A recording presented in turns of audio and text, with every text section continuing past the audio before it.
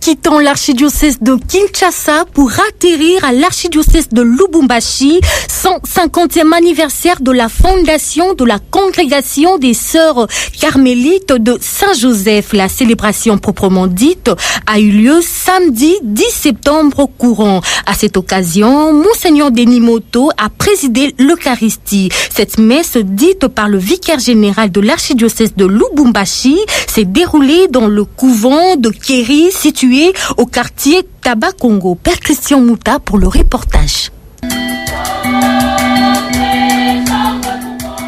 Pour marquer d'une pierre blanche cet événement ecclésial, une célébration eucharistique a été présidée par le vicaire général, Monseigneur Denis Moto, qui a saisi la balle au bond pendant l'homélie pour rappeler aux carmélites de Saint-Joseph ce que l'église locale attend d'elle.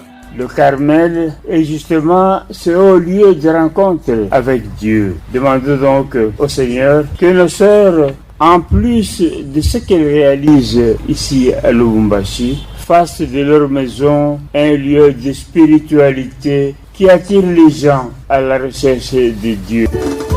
À la fin de la messe, avant de joindre l'utile à l'agréable, nous avons tendu le micro à la sœur Marceline Maleba, maîtresse des novices, qui pense que ce jubilé est une occasion de révisiter dans l'aujourd'hui le charisme leur légué par leur fondatrice. Notre mère fondatrice, Mère Marguerite Marie du Sacré-Cœur, nous a légué un charisme riche. Écouter Dieu, le dire pour l'écouter encore. C'est à nous de l'incarner dans le monde d'aujourd'hui, car et nous demander de partager l'immense tendresse de notre Dieu partout où nous sommes avec nos frères. En style télégraphique, on retiendra que la congrégation des sœurs carmélites de Saint-Joseph a été fondée en 1872 en France par la mère Marguerite Marie du Sacré-Cœur. En 1948, les 4 premières sœurs pionnières répondant à l'appel de Père Spiritain vont provenir de la Belgique pour le Congo belge, précisément à Ankoro dans le Haut-Katanga,